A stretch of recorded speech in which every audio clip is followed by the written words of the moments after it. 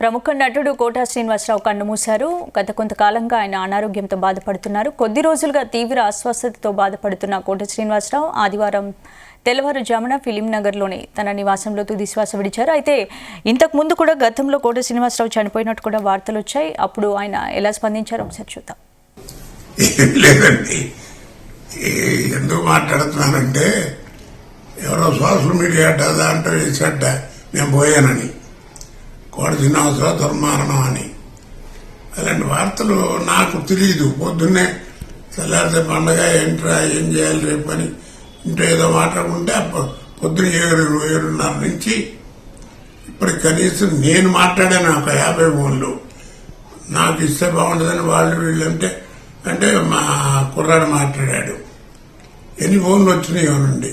అన్నిటికంటే ఆశ్చర్యం ఏంటంటే పోలీసు వాళ్ళు వచ్చారు, వ్యాన్ గీన్ వేసుకుని 10 మంది పోలీసు వాళ్ళు. ఏంటంటే ఏదో తెలిసిన ఆయన కదా, పెద్ద ఆయన 10 మంది వస్తారు, పెద్ద వాళ్ళు, అందుకని అని సెక్యూరిటీ వచ్చామండి అన్నారు. ఏం మాట్లాడితే వాళ్ళు అరే ఇదేంటండి అంటే మీరు మమ్మల్ని అడిగితే అలాంటి దయించి మీరే కాస్త చెయ్యండి, ఇలాంటివి అరికట్టండి, లేదా కాస్త పెద్దవాళ్ళు ఉంటే గుండె గడిచిపోతారు అని చెప్పాను. కాబట్టి ఇలాంటి వార్తలు మీరు నమ్మద్దని మనవి చేసుకుంటూ మీరు కూడా పబ్లిక్ ప్రజలు కాస్త గట్టిగా ఇలాంటి వాటిని రియాక్షన్ కాస్త ఎవరైనా తెలియపరిస్తే వాళ్ళకి కాస్త బుద్ధి వస్తుంది. ఎందుకంటే జీవితంలో చండాల పనులు బోళ్ళు ఉన్నాయి డబ్బు సంపాదించడానికి. ఇది అక్కర్లేదు, మనిషి ప్రాణాలతో ఆడుకోకూడదు.